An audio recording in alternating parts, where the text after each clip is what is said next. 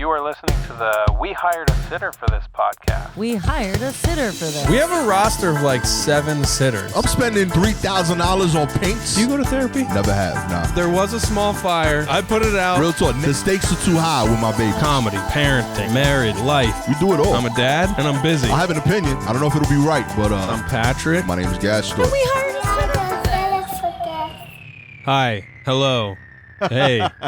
What's up? Hey, yo, dude, listen. What's happening? What's good? What's good? I'm excited. I don't know. I like the awkwardness of certain starts of podcasts. Yeah. You know what I mean? Because it's weird. Like, we were literally just talking right before this, and like now we have to like restart the convo, and like we didn't know how to do that, even though we were already in the convo. Just pretend like we're having a conversation with a very organic start. I noticed you. I'm curious. Maybe I don't want to know your magic. No, what about I'm curious magic? if you come in to the podcast ever with like an internal game you want to play. Like last week, on Saturday when we recorded, I can't remember which episode, but one of them, you were nonverbal for the first 30 or 40 seconds of it, but did lots of hand motions. Did you, driving over here, did you say, I'm going to just let Patrick talk and talk and talk, and I'm just going to do hand gestures for a while and see if he notices? No, man. I just go with the energy, man. I don't know. I do that for stand-up. Yeah. Like every time I'm on stage, I have like a weird mission. Like what's a weird way I can start this? Yeah, like how can I start this differently? I'll do sets where like I can't stand up. I'll do sets where like I can't use my hands. So like put my hand in my pocket. Yeah. And leave the mic in the mic stand. I like that because I am noticing a thing with stand-up. If you watch enough clips, I mean, I try to avoid stand-up clips because but you can't not see them because they flood your timeline, right? There are certain physicalities of comics that are starting to all look the same. Yep. And I'm like, are people watching each other too much, or do they think that this motion they do? And I don't want to replicate it now because I don't want to criticize people because like this is so hard. Like it's so hard to do what we do, right? Or you know, hard in a whatever. It's challenging.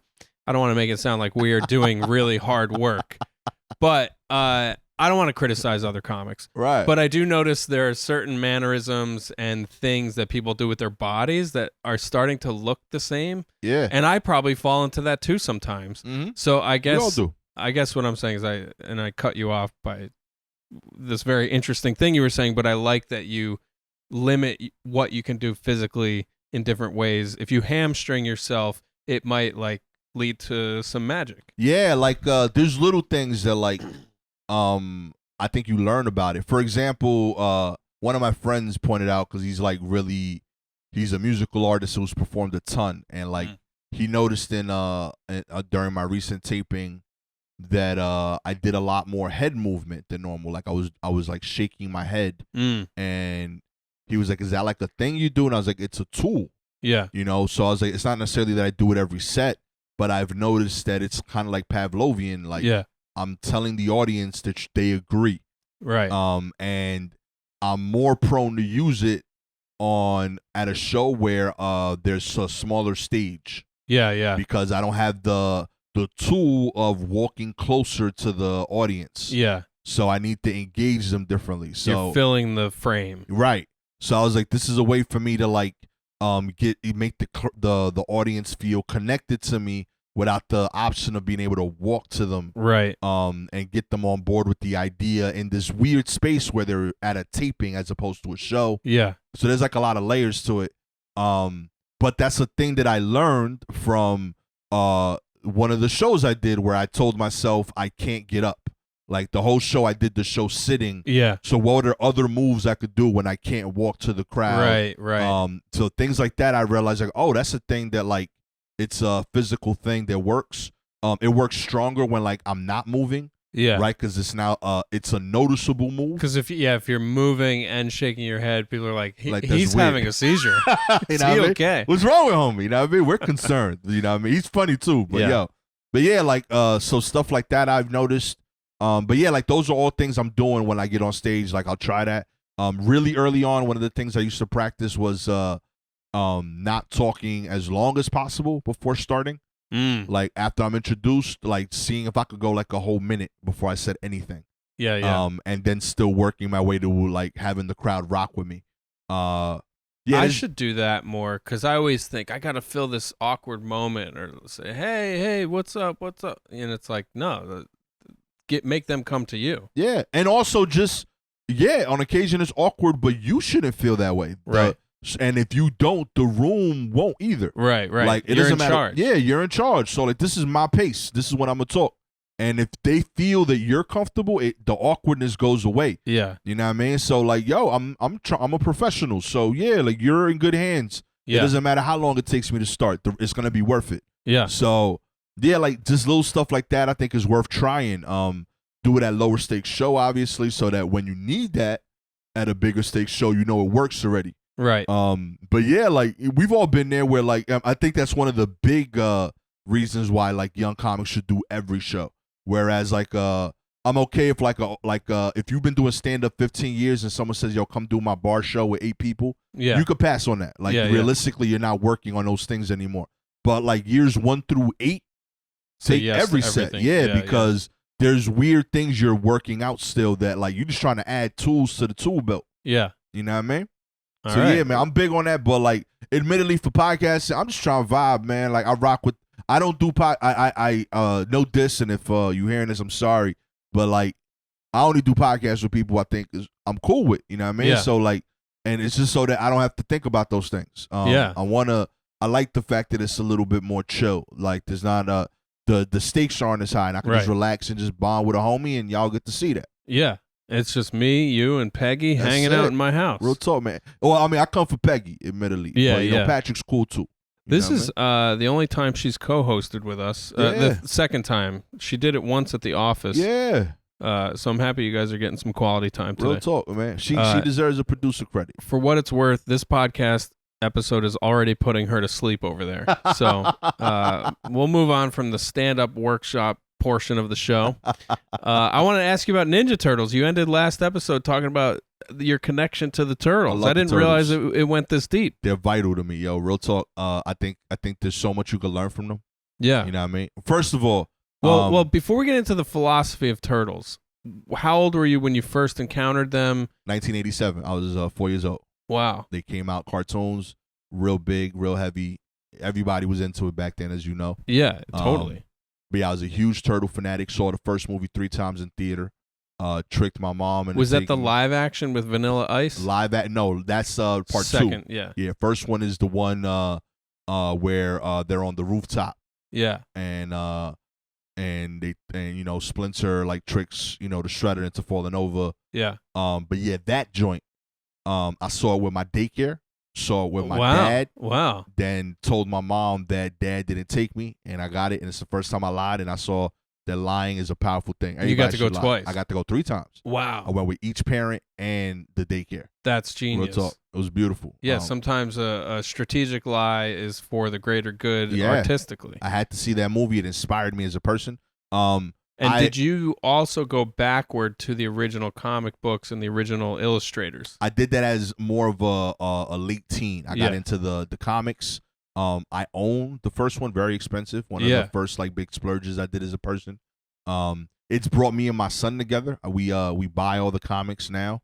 Really big on that whole like I don't know if you are into Ninja Turtles. I am, and it was the second movie Franny ever saw in the theaters. I took her to the new one, Ooh. which is too violent for a 3-year-old. It was like intense. Real talk, like what blew my mind. They played Annie up while they were actually robbing a store. Yeah, I was like, I don't know, like is this what we're co-signing? Like they for real like robbed that store. Yeah. I was like I'm like as a Brooklyn dude, I rock with it. Yeah. But like as a parent, I was like, this ain't the message. You know what I mean? Yeah. But no, the soundtrack is incredible. Yeah. And that movie looks amazing. Yo. It was so cool. I can't wait to see it again because Franny didn't let me watch the whole thing. She was in and out the whole time. Nah, that joint was and super happy for her success. I've worked with her in passing. I'm sure she doesn't remember who I am. But very happy that she did this, but also the first time I became jealous of a comic. Io Edaberry getting to do April O'Neil. Oh yeah. Oh man, like I had no idea she was a comic. Yeah. Oh, she's Wow. dope. Yeah, man. I didn't know that. I did a couple of shows with her. She's in on the Brooklyn. Bear too. Yeah. I mean, Wow. that's kind of like I was like, oh, she's like popping off, and that's dope. But yeah, like I did a couple shows with her in the city. She did like a storytelling show once with us at this hotel. Yeah. But yeah, she's dope. She's really she's talented, amazing. man. She crushes that show. on the Bear. I was telling I told Ross, we said this last week, is Ross won't watch it because of her PTSD around restaurant work, but Right. I told her this girl is so real. This like Yo. I don't think I'm interested in acting, but like she's the one. I mean, there's a lot of amazing acting going on. Yeah. But for some reason, when I look at her and I listen to her, I'm like, that is a real person. That's just a person being a person, and I'm convinced. You know what I mean? She's the truth, man. She's awesome. Yeah, I'm a huge fan of her performance on that show. Being frank, I didn't know that was in her because I've only known her as a comic. Oh, that's interesting. I've never seen her around. Yeah, she did a lot of stand up in New York. She had a couple of like she did acting, but it was like comedic for like these two short web only series she did for Comedy Central. Oh, okay. And like those were dope too. But I didn't know this is like next level shit. And it's Ayo Edebiri? Yeah, I mean Edebiri. That's how I've been Edebiri? saying it. I may be saying it wrong. No, I every time I see it, I'm like, I should. But Ayo, she's fire. Yeah. Like she's dope. Yeah. But yeah, she did April O'Neil. Like she got to be that's in the Ninja Turtles. That's crazy. Yeah, and hey, you should make a vision board for the characters you would want to play on it, either on Turtles or something else from our era of childhood, because all these things are coming back again, right? Yo, like Turtles, and I mean, even like all the stuff Barbie, like for girls, like Barbie's back in all these crazy ways. Everything I mean, Ninja Turtles. I would love to have been a part of that, but I'm such a Ninja Turtle fan that I wouldn't want to be in it only because I don't think I'm the good fit for any of the characters. Yeah, but your voice is amazing. There's gotta be some side character or I could be a villain or maybe. character. Yeah, you'd have to be a villain. Okay. Yeah, I'm sorry. I should have spelled that out. I don't think you're Michelangelo or Donatello. Yeah, like, I'm not a teenager no more. You know what I mean? I get it. You know what I mean? So like, I could do like Bebop and Rocksteady. Yeah. You know what I mean? I could be those dudes. They were great. That whole storyline. Yeah. I forgot how good that movie was. Yo, it was dope, man. Real talk. So yeah, talk to me about what did you connect with as a child, and what did you connect with on a deeper or what do you appreciate about it now? So there's a lot about this. Look, first, I've until literally like 4 years ago, I've done no drugs. Yeah. 4 years ago, I've occasionally taken part on like weed, edible.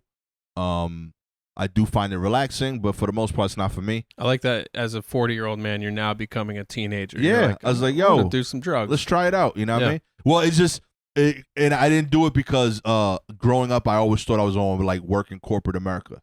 Oh. So like, I was like, I can't do any of this stuff. And then I got to protect my LinkedIn. Real image. talk. Yeah. And then when I started like working, I was the only source of income in my house. I was like, yo, like I can't get fired because of a piss test. Yeah. So I never did it. And even at stand up, when I first quit, I still didn't do it. It took like 2 years of me being a full-time stand up, and I was like, okay, this is my life. Like, and now I can do this and not have a risk of it costing my family. Let my hair down a little bit. Yeah. So first I did shrooms once because Ari Shafir gave them to me. Yeah, you got to say yes. You know what I mean? You got to say yes. And other than that, I've done and he gave them to you right before your taping. Yeah, it was sincerely, it was a beautiful moment. Was it before? You're 100%. I didn't take them before, right, but he gave them to me before. That's funny. He was real heartfelt. Like, he was like, yo, Gas, so listen, like, I appreciate you coming out here to do the show because we went out to L.A. Yeah. And he's like, I know this is your first TV debut, so, like, sincerely, like, I want you to, like, enjoy this moment, and as a gesture, I want you to have these. And he was like, yo, like, you've never done this before. He's like, no. He's like, as your wife? He's like, no. He's like, you know what? I'm going to give you double. And he gave me, like, a huge fucking envelope of shrooms. Wow.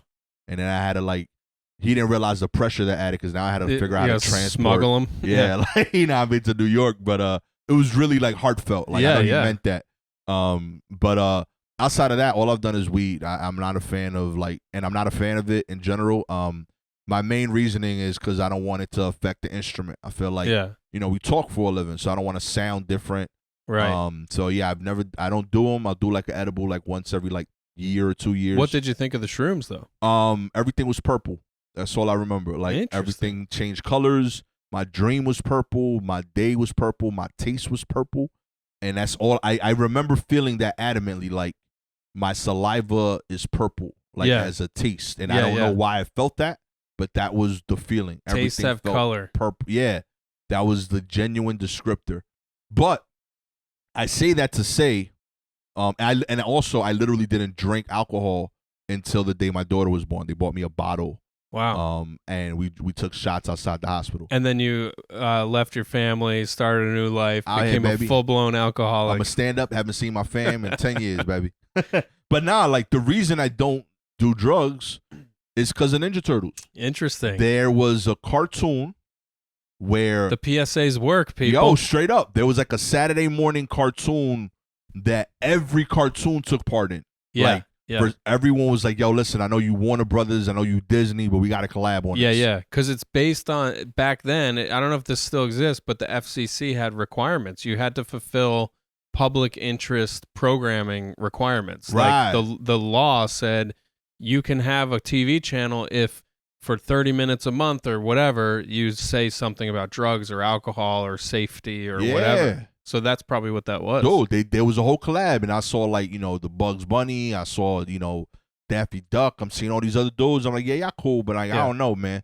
And then the Ninja Turtles came out. I was like, oh, yo, if Leo is saying it, like, I gotta listen. You know what I mean? He a leader. If he's saying don't do drugs but eat all the pizza you want, I can get down with that. I could follow that. You know, I don't need to get high to get the munchies. I could just eat the pizza. Yeah. You know what I mean? So straight up, I would tell people that in school. I was like, nah, Ninja Turtles said don't do drugs. We don't do drugs. You know what I mean? Wow. I was adamant about that, yo, real talk. But also, there's other layers. I did ninjutsu because of them. Oh, interesting. You know what I mean? I got all the Where way do you go to ninjutsu in Brooklyn? We found a school in Queens. Some dude that like studied in Japan. Wow. I got to purple belt. I quit because of baseball, but like it was white, yellow, green, blue, purple, brown, black. Wow. So I got to the purple belt. Took like 5 years. Everything's purple. Yeah, yo, purple, baby. We out here. But I can't do any of that stuff anymore. Yeah. But I was nice, like, at that age, for sure. Like, I know I was in videos. I have an embarrassing ninja story. Oh. Have you ever heard of the restaurant Ninja? No. It was popular in the aughts, like 2007. I think I went in 2008. Okay. It was this restaurant in Soho, or maybe Tribeca. Yeah, Tribeca. Very fancy restaurant. It was expensive. But the gimmick was your waiters and all the staff were ninjas. Okay. And they would sneak up to your table and they would just like appear, and you would place your order with a person dressed head to toe in ninja gear. You only saw their eyes through the thing. So they weren't going after Michelin stars here. I think it was a legitimately good restaurant, but yeah, it was a gag too. That's kind of dope. And I'm there with my girlfriend at the time. I'm probably wasted. I was drinking so much at this time, and I'm saying that because I want to get out of how embarrassing this is. It's me, my girlfriend, and then another couple, and I'm trying to be cool, and I'm a pretty gregarious person, even sober. I'm a friendly person. I like to meet people. I try not to be like a douche about it anymore, but like occasionally I'll add, like if there's a vibe between the wait staff, I'll say, "What's your name?" You know, like first name basis. Sometimes that's nice. Sometimes it's douchey. I know. But anyway, I asked the ninja. I was like, "Hey, what's your name?" And he said his name, and I was like, "Oh, Raru. Cool. Nice to meet you, Raru." I thought he said a Japanese name. Right. And he was like, and I'm calling him Raru for this whole dinner, and he's like, it's Robert. My name is Robert.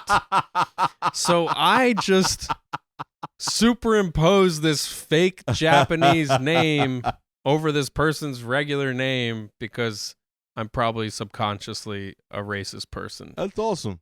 So that's my embarrassing story about not even real ninjutsu. It's probably fake. I don't think any of these people are trained ninjas. Oh, that's awesome. They're probably actually all stand-up comedians who need a day job. Real talk, man. Every time I think about that, I cringe. I cringe so much because Yo, My nah, girlfriend and the other couple, they were just like, "You're a fucking idiot. You're such an idiot." So anyway, I love this. I I don't know why that reminded me of Sean Price. Like that just sounds like something he would have said in a rap song, like "Ra Rule." You know what I mean? I don't think I know Sean Price. You don't know Sean Should Price? I check him out? Yeah, Sean. He's passed away, but Sean Price, the dopest rapper you know. Nice to meet you, as he would say. Oh, Yeah, man, check him out. He's a dope dude. Duck Down legend. yeah. But I gotta catch up on what's cool and what. I know there's got to be new stuff that I would connect with, but I'm going backward with my music stuff. I'm like listening to stuff that I liked in high school, just because I don't want to research. There's one guy I'm really excited about. Cool. His name is Jesse Wells. He's not a rapper. He's a folk singer. Hell yeah. But I think I was telling you off mic one day, his lyrics rival any of the best lyrics I've heard in quite a long time. It's all he just. Do you listen to Spotify? Yeah, I'm on Spotify. He has his new album is on there. Give it a listen. It's all like very current, public, political satire / social criticism. It's like really current stuff about what's happening in the world right now, and it feels like the truth when you listen to it. You know, Jesse Wells. Yeah. Oh.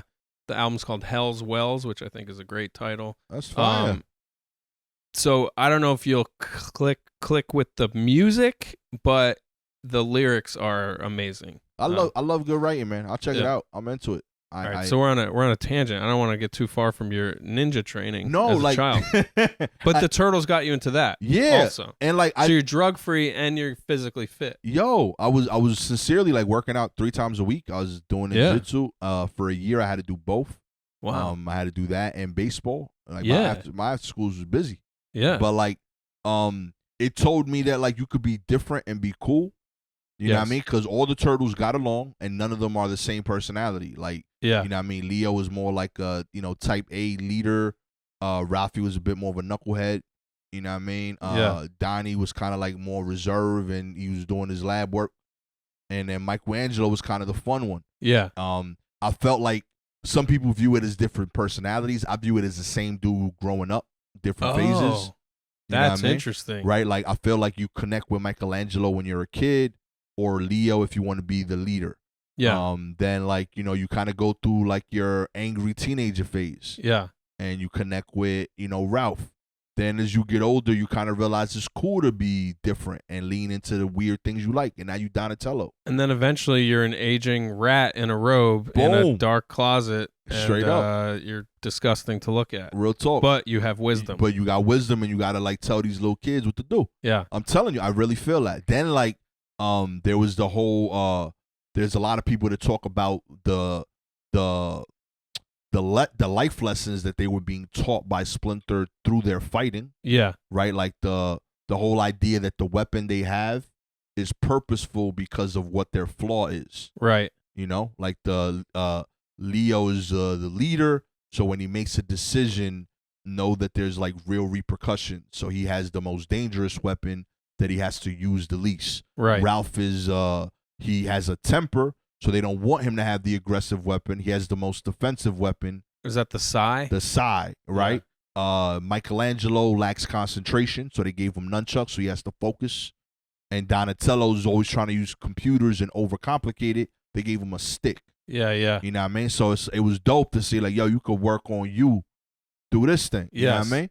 I love that about the martial arts in general. Yeah. Like martial arts practitioners, like Bruce Lee has all these famous quotes about, your emotional state and your physical state and all that stuff. Now, do you know a lot about martial arts? No, not really. Just, you know. Because I guess my question was going to be, is Bruce Lee bullshit? Like he's become meme-ified, but he was a meme before the internet existed. Like I remember growing up hearing like legends of Bruce Lee and whatever.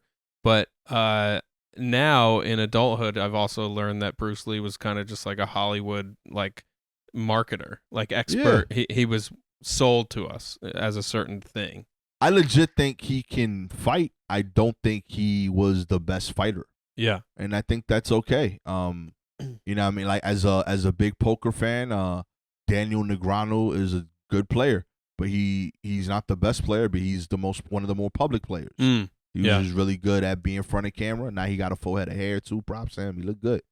But, so you're a poker fan. You're just like checking in on the world of poker sometimes? I used to play a lot, like a lot. Like that's what I wanted to do before comedy. Yeah. So yeah, like I played a ton. What takes more balls? In terms of what? Like mental fortitude and motivation to practice and showing up each day. I would say the showing up each day part might be, damn, that's really tough actually. I see equal arguments for both. I would say the poker takes more study. Yeah. Like you have to like stay on top because other people are studying and they're like, there's genuinely like brilliant minds. Yeah. Doing the math work, and there's also people that are brilliant at the soft skills. That are able to like read people really well and understand physical things and their intuition of just doing a ton of man hours at the table that they kind of innately know the math. And you're going up against all those personality types. Sure. So I think the studying and like reviewing of your work is more important there. But there's arguments for stand up too, man. Because it's a lonelier thing in a weird way. Even though you're in front of more people, I feel like there's a lot of community in stand-up, but I felt like there was more in poker because it becomes the pros versus the regulars. Right. So, like, for the most part, we kind of all decide, like, I don't need to take your money.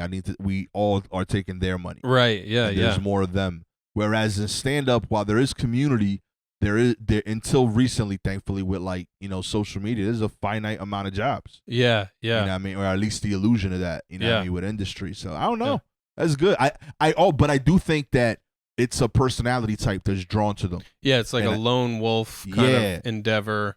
Like doesn't want a real job. Exactly. Like I think being real. Yeah, I think I've met a lot of comics that all played poker seriously. Yeah. And I think that's all they're all aligned. I think how do I eke out a living doing this non-traditional thing, sort this of like unreliable path. Yeah, I think it draws us. I think it's a thing. We all want to be cowboys at the end of the day. Yes, that's really it. We don't have I just that. want to sit at the saloon playing cards. I think there's like an aura that comes from it. I think there's like there's a coolness that I like. I genuinely like. One of the few perks of being a comic is the bit of a like cool that the other people give you when they find out that that's your job. Yeah, and isn't that interesting? Like how easy it is to seem interesting to a stranger. Like you meet somebody, you tell them that's what you do. They get a sense that you do it for real on some real level. Yeah. But to get them to watch anything of yours is like impossible. It's tough. It's crazy. It's crazy how like it's respected in all these different ways, but then to get somebody to actually like consume your work or to listen to your podcast or watch the YouTube from Hyde Park, New York duo set that we made, it's hard. It's hard to get. Everyone wants to say they know someone that does that. Yeah. But like they don't want to necessarily like watch you do it. Yeah. It's different. Yeah. But there is like a part of that I do enjoy, the fact that it's not traditional. Well, I guess Master Splinter would just say, enjoy the process. Stay in the moment. And that's kind of where I'm at now. Like I've talked to you about it, like on some like I'm trying to be a samurai with comedy. Like I'm just trying to be nice. I don't care about the way it goes anymore. Just I want to be as good as I can. You just want the Hattori Hanzo blade. Bang.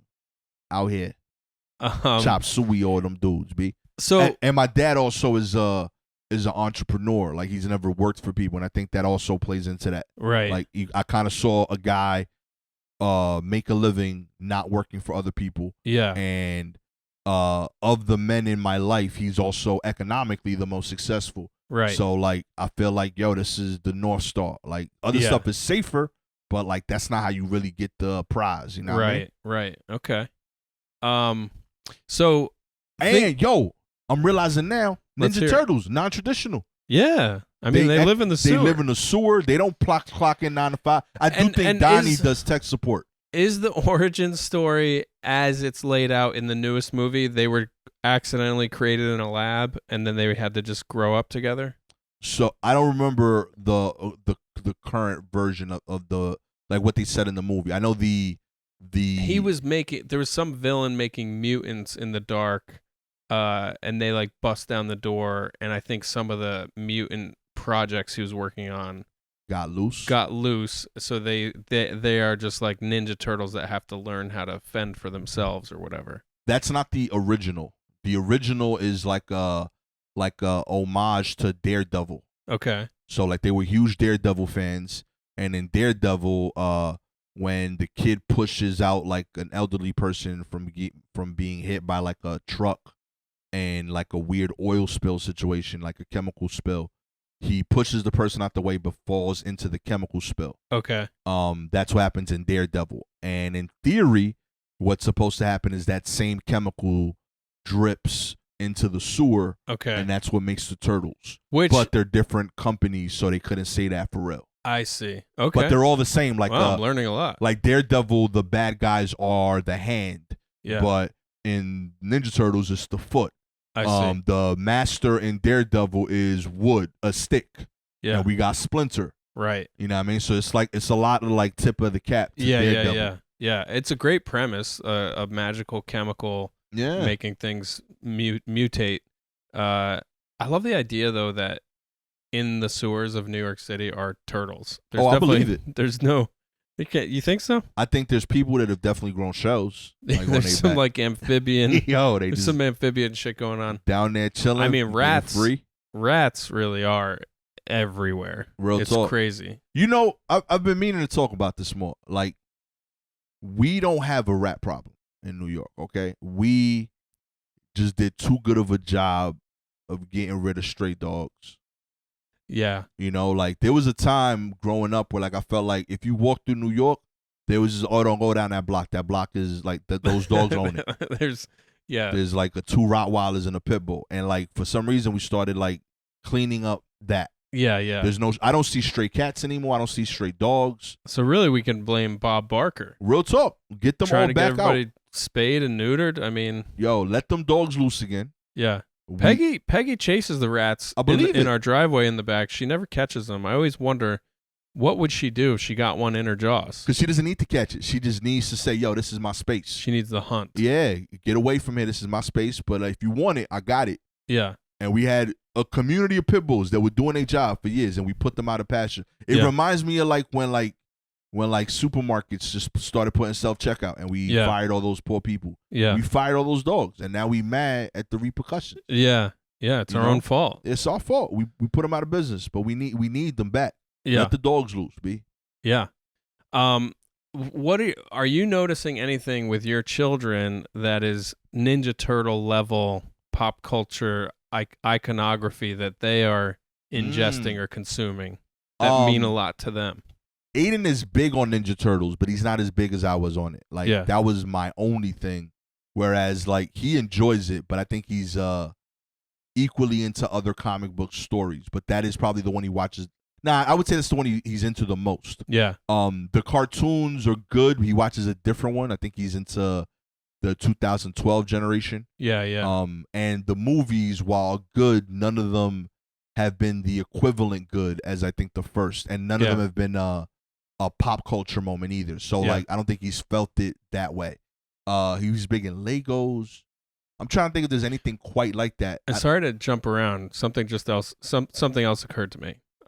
This is about you. This is a personal question for you. So April O'Neil, as a kid, I remember seeing the cartoon of her and feeling like that is a sexy woman. I'm attracted to whatever that is. That's with the real. suit and the red hair. Hell yeah. I like this. There's something about it I like. I don't quite know what. But was there anything about April for you as a young boy that felt like informed you in terms of what you were interested in? Yeah, I like women in jumpsuits. Yeah. Like the whole... Which are big now. Real talk. But I liked it for years. I always buy Gabby like Dickies overalls and stuff like that. I think it's a good look. I don't know. I didn't do the redhead thing. Yeah. But mainly just because there's not a lot of redheads in East New York. In East New York. There's like Pink, weirdly, but I not feel red. like Glendale is Glendale close to. Yeah, Glendale's close. Glendale's like an Irish neighborhood in Queens. There's got to be some redheads over there. Okay. I mean, my time's up. Maybe it's. missed I was that. gonna say maybe it's just not yet. Maybe no redheads yet. Yeah, nah, man. I'm happily taken. But Yeah. I'll talk to Gabby. Maybe we get a April O'Neil wig. You know what I mean? Yeah. See what happens. I do like that they had Io cast in the new version, and that Yeah. she's like very like like definitely like. Although I guess April had like an activist angle. Yeah, going she was on. a reporter. She was out there trying to and she was trying to report real news, both in the cartoons and in the movies. Yes. Yeah, nah, she's about that life. And then where do you stand on Vanilla Ice making an appearance in the second one? And what did you know as a young person, music fan, as a kid, did you know Vanilla Ice was bad? As a kid, no. Pardon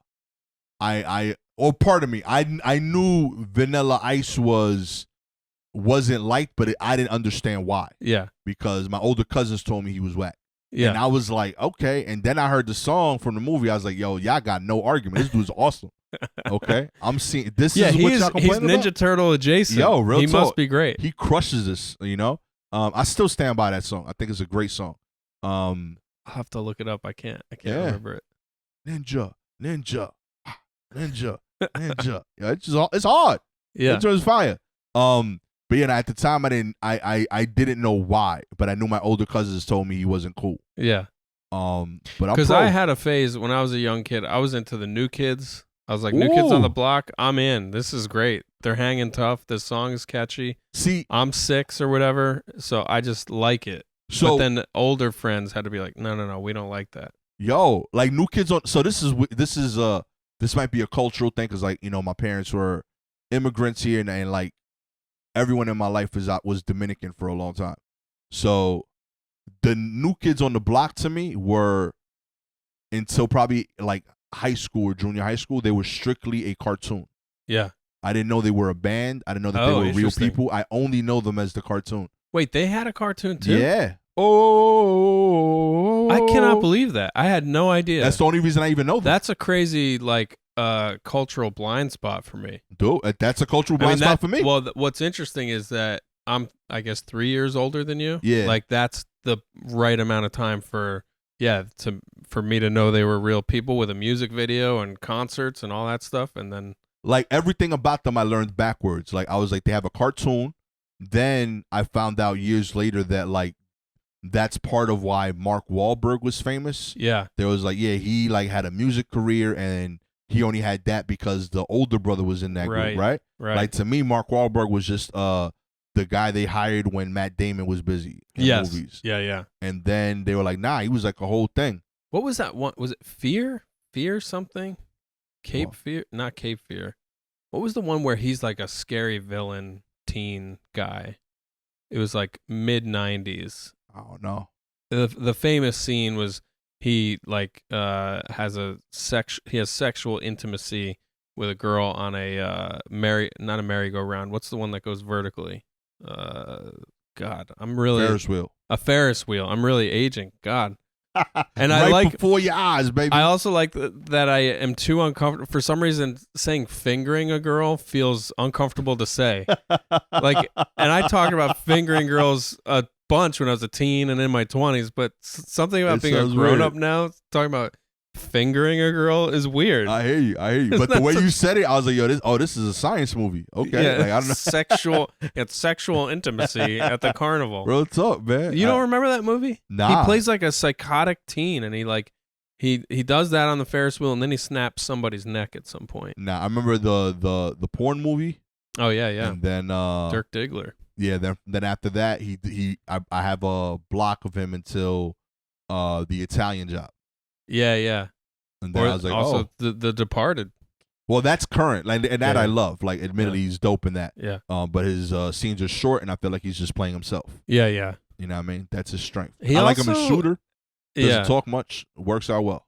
You don't have any hang-ups around any of his public image stuff? Like, it's coming out now that he's like did some racist stuff as a teenager in Boston. I mean, more so, I'm not surprised. Like, that makes sense. Yeah. I feel like, that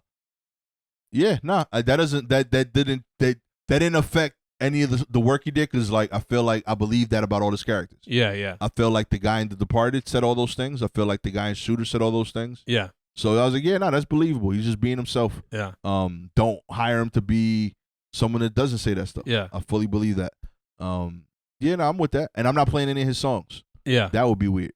All right, let me ask you about this other topic I've been wanting to bring up with you, because I'm curious if you were into baseball cards as a kid. Hell yeah. I know you're a baseball Real family. talk. You played competitive baseball. Your dad really wanted you to. Your dad almost shipped you off to the DR to go into the baseball camps. I had a cannon, baby. He believed. You right arm? Left arm? Righty. So you watch baseball still, I assume. Hell You yeah. like baseball. Did you collect baseball cards as a kid? Yes, indeed. I still have them, actually. I have like 5,000 cards. Yeah, I have a Pelican case as big as this ottoman. It's Hell huge. yeah. It's in the basement, taking up space. That's It's awesome. probably worthless. Most of it, yeah. Like, baseball cards are worthless, right? So, yeah, like most of the ones we grew up with are. Yeah. All the companies like overprinted and kind of ruined They what messed made up them the cool. economy, Yeah. right? But that's they've the thing. relearned and like have started over with the new ones now. And they've created scarcity. And, And MLB got stricter too. Like they used to like let anybody license them. Now there's only like 4 companies that can make. Yeah, what are the companies? Is I it don't still know which ones, but I know like back then we had Topps, Upper Deck, Fleer, Don Russ. It got out of pocket like after a while. Like, there was too many of them, and then all of them also had like so many like special editions of something. I remember Fleer seeming like the fancy one. I felt These like are all glossy. I felt Topps like was the bottom. Upper Deck, Topps was Upper bottom. Deck, yes. Upper Deck was a big one for me. With the legendary first card being Ken Griffey Jr. Yeah. And Um, Upper Deck takes on a whole new meaning when you go to college with a bunch of dirtbags. Yeah. You know that trick? No. When you Upper Deck somebody? No. So I don't know that I know anybody who has ever actually done this. This might be a suburban legend kind of thing. But when you Upper Deck somebody, you go in their bathroom and you take a shit in the tank. Wow. And then it ruins their like toilet plumbing until all that works itself out. Interesting. It's a disgusting prank you could do to people at parties. And they call it upper decking them. But yeah, Topps baseball cards seem like the worst. Don Russ was somewhere in the middle. Fleer seemed fancy. Yeah, Upper Deck. Yeah. What was the other one? Let me see here. Don. I think. Well, I'm blanking now. I don't know why. Yeah, maybe I said them all. Yeah, that might be it. But yeah, I just have this huge thing of cards, and I'm just like, I gotta. It's a hoarding thing, because like we grew up in the 80s and 90s, and we collected them then. When we, at least me and my friends and my brother, we had this idea that this is going to make us rich one day. Right. Like, we're going to get money for this. This is going to be worth something. And when you grow up around not a lot of money, you just start fantasizing about ways you can be an entrepreneur, or you can just get rich. Like, it felt like a get rich quick scheme, but you just had to be patient and just hope you got the best players or whatever. Yeah. And it became, it's like, I think baseball cards are the best symbol for how men hoard things. Like, women hoard things in all these interesting ways with clothes and shoes and makeup or whatever. But baseball cards, to me, seem like the most obvious way. It's like before we can drive cars, we become obsessed with these like items, these things, like comic books for some people. But yeah, for me, it was baseball cards. And now I'm like, I don't know what to do with them. It's probably just throw them away, right? I don't know. So, I think there's, I get it. If there's a lack of space, do what you got to do. I do think there's value in the nostalgia of things and like physically going through those memories and feeling like a kid again and feeling young and wholesome and all of the beauty that like you experienced as a kid, having that. And maybe when I don't know if you would connect with your daughter over that. Like, that stuff, some of the coolest stuff that I've enjoyed in terms of like moments with my kids is going through stuff that I valued as a kid with them. Like looking through like a CD jacket. Like talking about, like, I've talked about this recently, but like Nas is my favorite rapper, and Yeah. I've explained to Aiden why Illmatic is considered the peak hip hop album, and like going through the album credits with him of this CD and like showing him the wax, like that means something to me. And it helps me to get back in that headspace. It's one of the like easier ways to kind of share of who I am as a man with my kid. And I feel like without those touch points, I find it harder to go back. Yeah. So like when I touch a baseball card, even if it's a new one, I feel like the kid again. And like, Yeah. even though I don't collect them anymore, I got to tell you, once every like year or two, I buy a pack. Yeah. Yeah. Just because it gives me that feeling again of like, oh, this is cool. There's a store on in Williamsburg where you can buy Garbage Pail Kids and baseball cards. I bought some tops that had the stick of gum in there. Okay. And that gum was it was fossilized. Yo, there's a guy who is not a comic but hangs out around comedy clubs a lot, who has a brilliant idea that, in my opinion, he does not use well enough to monetize. But his whole thing is he has like books of weird cards packs. Like it'll be like a pack of like cards from the Ninja Turtle movie, for example, or because everybody got into doing them as everyone doing them. promotional. Yeah. So he has like a book full of them. Some of them are sports. Some of them are, but most of them are like weird, like collectible things like that. Yeah. He owned like a thrift store or something, and he stands in front of the comedy club and says, he asks different comics to pick whatever one they want, open it in front of them, and they could keep all the cards but one that they autograph and give back to him. Oh, that's cool. And it's just a fun little show and like a touch point. You get to learn about people. Does he make videos? Yeah. And that's the format. And that's of the the video. format yeah, of I think it. I've seen it. Yeah. You know what I mean? And like, it's a dope show. I really, really hope he like really like monetizes it and like add some production value, like, you know, add mics and stuff. But like, the experience was dope for me. Yeah, yeah. And I That's was like, cool. oh, this is fun. But yeah, I don't know. I connect with that stuff. Aiden got into the like Pokemon stuff for a long while there. Yeah. I do like what you're saying because I know exactly what it will smell like to like open certain binders. Like I have, you know, binders with the clear sheets, and then I have some that are just in the boxes, and like that smell of the paper, and I know the texture difference between a Tops and a Fleer. Right. Like Upper Deck never had that like cardboard that like, you know, Tops would have on the back, that like orange or green thing, you know what I mean? And like I don't know, that adds something to it, you know what I mean? And I think kids from this generation are experiencing a need for that. Yeah. You know, because now it's everything's digital. Everything's digital. What are people? So like you're seeing like a need, like there's like a real need for tactile stuff. Yeah. Like they're looking for buttons because they don't have them anymore. Yeah. And like I think a lot of people are purposefully re-dumbing technology, right, just so that kids have a thing to touch because they miss it. Yeah. And they didn't realize how vital it was to like the experience. Yeah, man, it's crucial, man. Regarding my connection with my kid about stuff I was into as a kid, I guess that may not happen in the same way because she just got into Barbie related stuff, like literally in the last couple months. We started showing her the new movie because it's funny. We like we'll put it on sometimes, and she connects with it because it's dolls, right? Being funny and looking pretty and whatever, and like I think the kid's brain does just get attracted to bright colors and pink and the feminine stuff. And so somebody gave her a Barbie for her birthday because she'd been asking for one. Actually, my brother-in-law, shout out to my brother-in-law. Gang. Big fan of the show. He gave her this awesome Barbie, his rock and roll Barbie.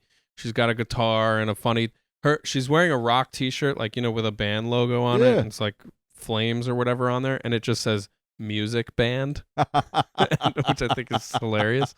That's kind of dope. So she loves Barbie, and then last week when she was in Connecticut, they were at Target. Mom bought her another Barbie. Grandma got her a Barbie dressing room over there. So she's like, it's interesting to see her connect with this brand that's been around since we were even born, way before. This brand that will continue till the end of time, probably. It's just got so much power behind it, and just seeing how she connects with this person, this doll that's not even real, and it means so much to her and her where she's at as a human. It's like it's just fascinating. Yeah, dude. They know what they're doing. Yeah, it's so true. They really Yo, the corporations have figured out how to talk. brand to their markets. Yeah, man. No, man, I dig it. I think it's beautiful though. Watch it. Obviously, be aware if there's anything you think that's like too much. Yeah. But for the most part, I think it's innocent. I think it's a cool way to kind of connect and kind of like learn about things that interest you. I think that's kind of what's dope about Barbie, that she has like so many versions. You can find your version of you that you want to aspire to be. You know what I mean? Yeah. Barbie is like the every woman. You know what I mean? And I don't know. Did you watch the film? The new one? I've heard it was good, but I haven't seen it. It's really well done and like interesting and layered, and there's like the meta level to it all, and the self referencing, and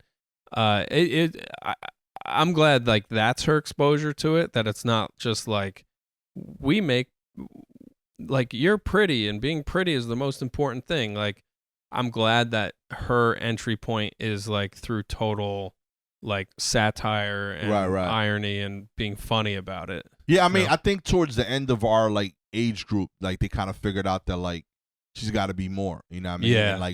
And Barbie started getting all the jobs, you know what I mean? She was like a doctor, she was a lawyer. Yeah. And I think that's fire. Like they kind of figured out like, all right, we got to add depth to this person, because otherwise like what are we like teaching? Yeah. You know what I mean?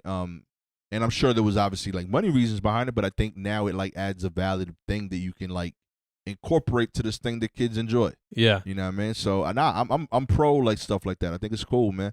I think we demonize too many of these things too quick, because the intention is for kids to play, and then people see the adult lens. They see those things through adult lenses and they missee it. You know what I mean? Like, a kid just sees a cool toy that's bright and something fun to play with. It doesn't need to be like, why she got like, why her waist snatched? You know what I mean? Or whatever. And like, that's not setting the right standard. Yeah. Valid point. Bring it up and let's work on that. But don't demonize the whole doll. Let a kid enjoy that. Be happy. You know what I mean? I didn't want to be a turtle, like physically, but I definitely want to be a turtle. Yeah, you want to live the turtle ethos. Yeah, the philosophies they live by, I still stand by them. Yeah. You know what I mean? Love your homies. You know what I mean? Eat pizza, live it up. You know what I mean? Break bread with your fam. I'm pro all that stuff. You know what I mean? Cowabunga. Take your job seriously, but cowabunga every now and then. You know what I mean? Get on a skateboard, live it up. You know what I mean? Talk like a Cali dude, even though you're from New York.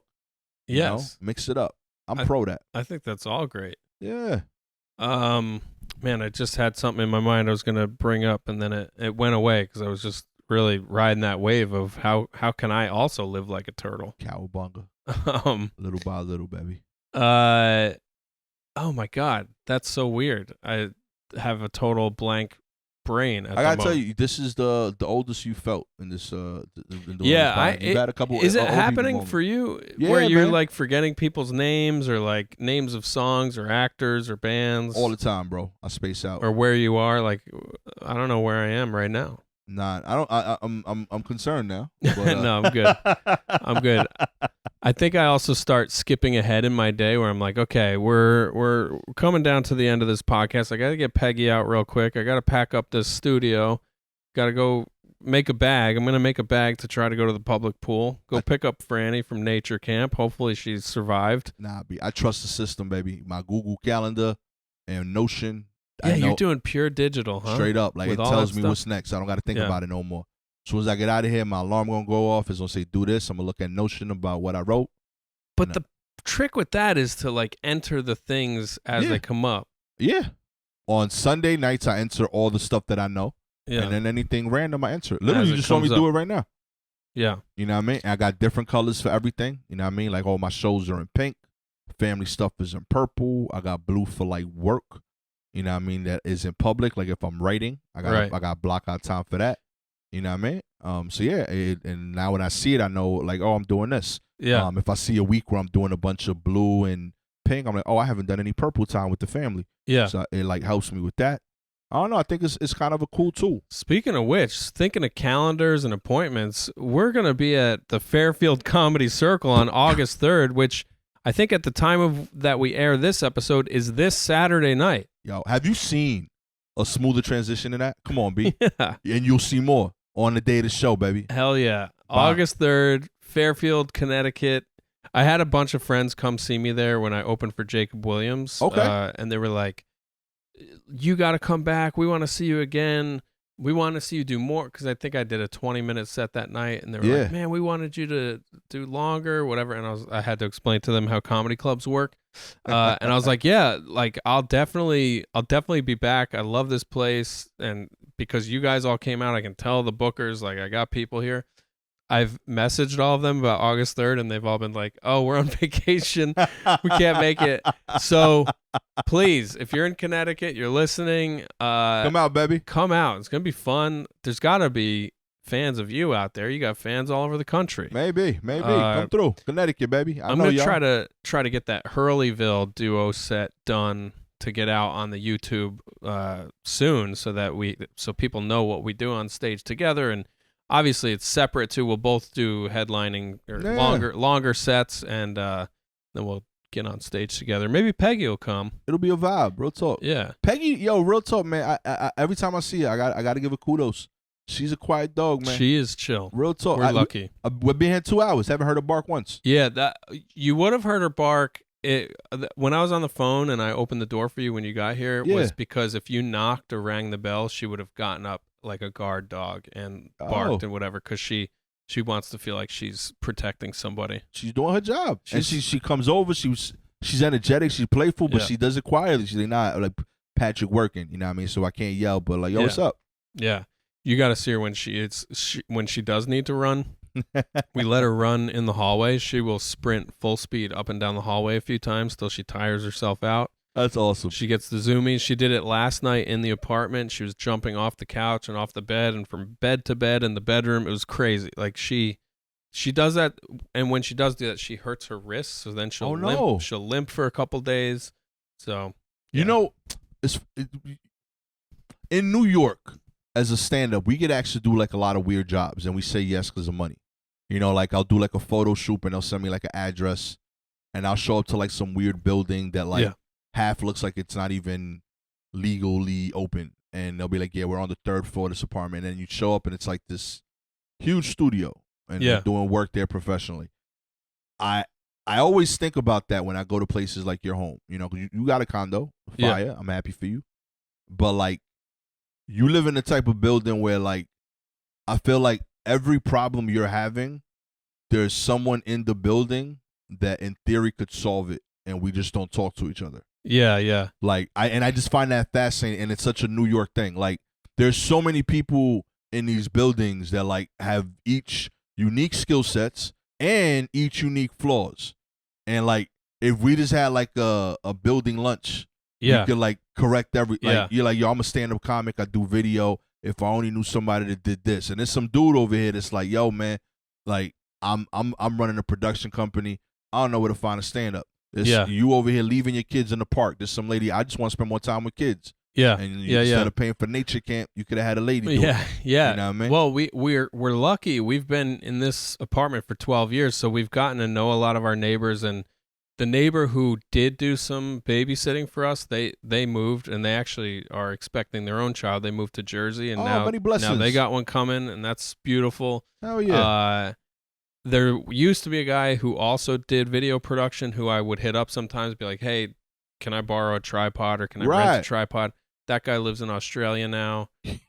My brother is coming here this week with his family. My brother, his wife, and their 8-year-old, and they're actually renting an apartment down the hall from our buddy who he used to he travels a lot, so he'd be like, hey, if you ever need somebody to, he needed a cat sitter, so Ross's parents once did the cat sitting for like a week a couple summers ago.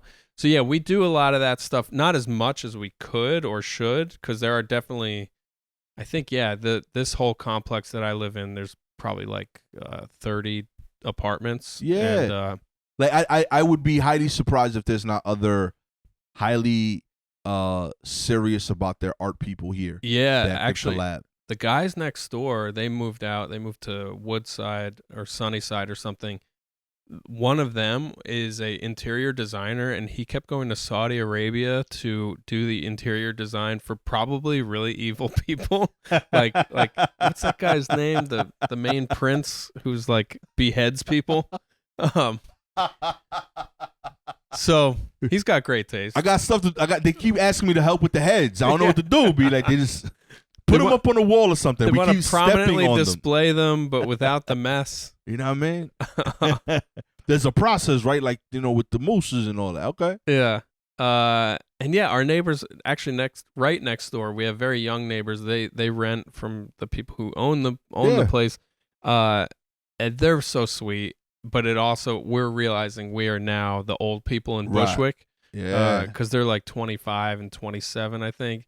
And they'll throw ragers. And luckily, the way the apartments were built, there's a firewall between here and there, so you can't hear it through the wall. But you go in the hall and you hear like a loud party going on inside, and it's just so funny that, I think about that a lot, like the proximity, how close in this city we are to other people, and just through a layer of bricks is a whole other life happening. Yo, completely different set of issues, talents, and we all like right next to each other, literally a foot apart. Yeah. You know what I mean? I find that fascinating. I've also like I've told you I've been like looking for potential future homes. Yeah. And Bushwick is the closest to affordable that Brooklyn has left that I would like. Yeah. But that is my one concern, that like I would be moving in at the time where age-wise I no longer fit into the demo that's here. Well, I mean, I don't know. There are a lot of families with little kids, but yeah, you got the grown kids now. Yeah. Yeah, like, you'd be the old guy. Yeah, I'd be the old guy. Yeah. I don't know if I want that. Yeah. You know what I mean? All right. It happens. Florida, baby. I'm coming.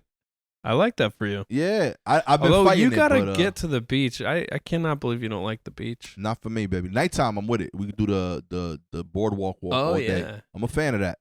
Yeah. I like the beach with like. I'm telling you, a nighttime pee into the ocean under the stars, that's what you need. Something to aspire to. I'm with that. All right, we got to go. Thanks for listening, everybody. We'll see you next time. Keep peeing in public, baby. Peace.